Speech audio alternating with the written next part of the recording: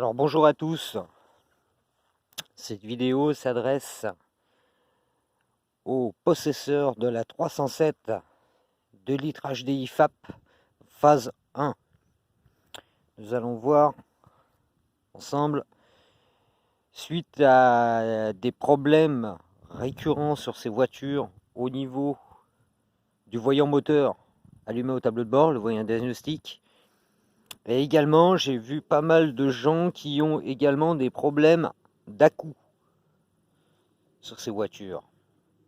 En roulant, par exemple, en agglomération, n'importe, à 50 à l'heure, en agglomération, la voiture qui donne des à-coups. Moi, ça m'est arrivé sur la mienne, il n'y a pas très longtemps.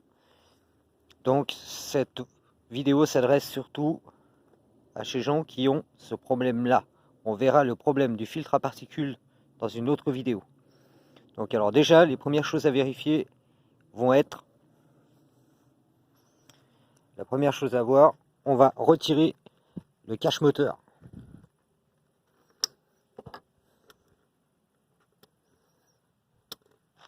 Donc on enlève les petites agrafes. C'est toujours un peu la merde à enlever, ces saloperies. Et voilà. Et on retire le cache. Donc là, nous sommes sur un 2 litres HDI DW10.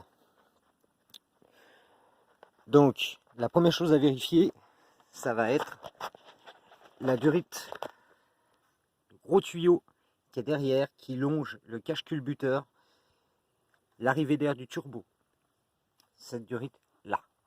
Donc sans avoir enlevé le cache en plastique dessus, vous ne verrez pas ce tuyau. Donc ici, je ne sais pas si on va bien voir sur la vidéo, mais le tuyau en plastique rigide est en deux parties. Il est maintenu par un collier Serflex. Juste là. Au-dessus du cache culbuteur. Voilà. Donc la première chose à faire, c'est de vérifier si le tuyau, là au milieu, n'est pas désaccouplé au niveau du tuyau Serflex. Donc, étant donné que ce tuyau part directement du filtre à air, on passe par le débitmètre de masse d'air et qui passe derrière là-bas pour revenir longer le cache culbuteur pour descendre à l'admission d'air du turbo. Si jamais il est démanché, forcément le débitmètre de masse d'air envoie des mauvaises informations au calculateur d'injection. Voilà, déjà commencer par là. Ensuite, on va s'intéresser à la pompe de pression, si votre tuyau est bien branché. La plupart du temps, le problème vient que le régulateur de pression de la pompe commence à donner des signes de faiblesse. Donc le régulateur de pression, c'est la pièce qui est ici, à l'arrière de la pompe, où le tuyau de sortie de gasoil haute pression va alimenter la rampe common rail, qui se trouve ici. Et après, on va alimenter les différents injecteurs 1, 2, 3 et 4. Voilà.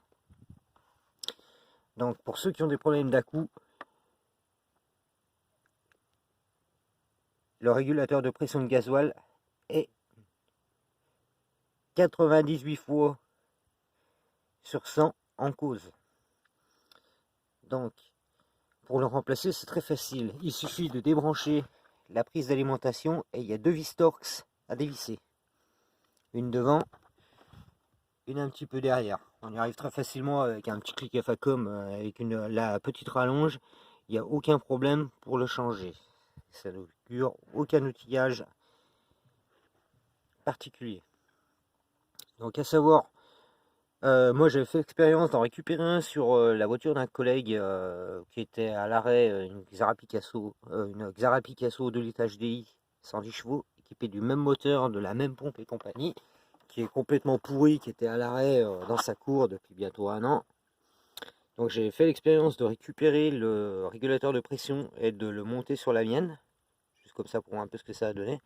Bon, ça a très bien marché pendant 2 jours. Le problème, c'est que la plupart du temps, quand il reste longtemps sans marcher et que le gasoil vieillit dedans, c'est fichu. Autre point à vérifier, votre filtre à gasoil, on le dévisse et on vérifie à l'intérieur qu'il n'y ait pas de limaille de fer. Bon, s'il y a 2 bouts de limaille qui se trimballent dedans, 3 ou 4 bouts, des petits bouts, c'est pas gênant. Il y en aura toujours quelques-uns, surtout sur les modèles HDI.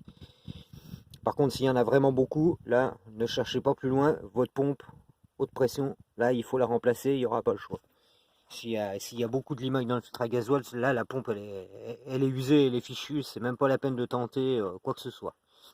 S'il n'y a pas de limaille à l'intérieur du filtre à gasoil, 98% du temps, le régulateur de pression que je viens de vous faire voir, là, est en cause.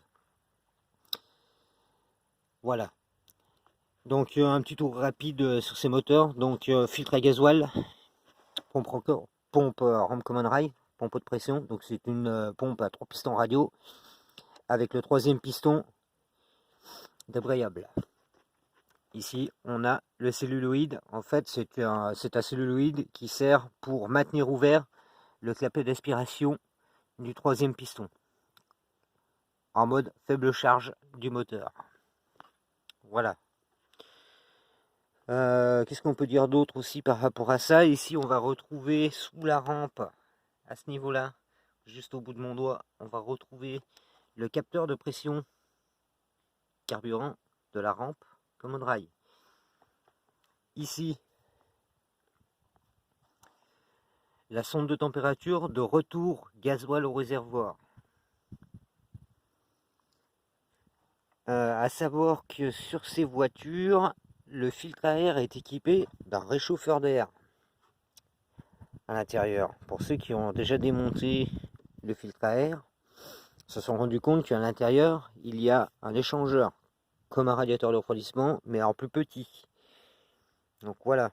Mais vous pouvez être certain que tous ceux qui ont des problèmes d'à-coups avec le moteur DW10 2 litres HDI ou 1 litre 6 HDI sur une 307 ou sur toute autre voiture équipée de ce moteur, vous pouvez être certain que le problème vient du régulateur de pression de la pompe à carburant. Voilà, voilà.